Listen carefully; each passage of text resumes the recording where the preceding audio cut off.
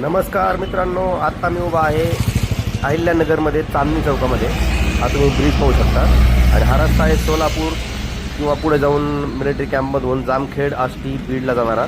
आणि तुम्ही इथं पाहू शकता एक जबरदस्त शोरूमसारखं शॉप आहे, स्वराज्य कलेक्शन म्हणून. या शॉपबद्दल मी तुम्हाला माहिती देणार आहे.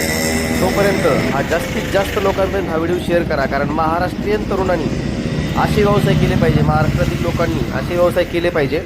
या व्यवसायाबद्दल थोडीशी माहिती देणार आहे, काय बिझनेस आहे. तर जास्तीत जास्त शेअर करा, लाईक करा आणि कमेंट करून सांगा हा तुम्हाला व्हिडिओ कसा वाटला.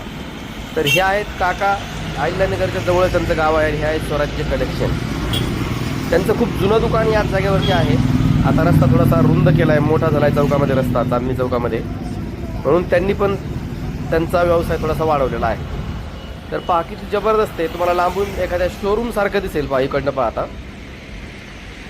इथं तुम्हाला काय काय मिळतं, इथं मिळतात बेल्ट, टोप्या, गॉगल्स, नील कटर, पेन, असे काही स्टेशनरी आयटम या ठिकाणी मिळतात. एवढं सुंदर शॉप आहे आणि शोरूममध्ये जाऊन महागड्या वस्तू विकत घेण्यापेक्षा या काकांकडं स्वस्तामध्ये माल मिळतो आहे.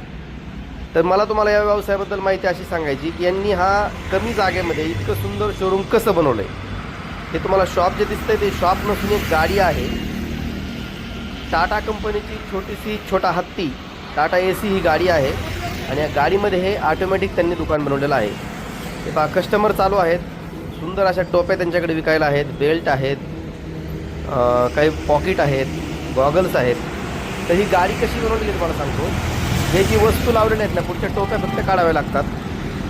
मागचे गॉगल काढायची गरज नाही आहे. त्या गॉगलच्या ज्या प्लेट पत्रे जे फिट केलेले आहेत ते खूप जबरदस्त आहेत. त्यात ऑटोमॅटिक आतमध्ये बसतात आणि ही गाडी अशीच चालू करून घरी घेऊन जाता येते आणि अशीच चालू करून सकाळी आणायची आणि फक्त पुढचे झडपा उघडायच्या आणि ते मधले जे पत्र्याच्या प्लेटा बनवलेल्या आहेत त्या बाहेर ओढायच्या. फक्त त्याला चाका आहेत.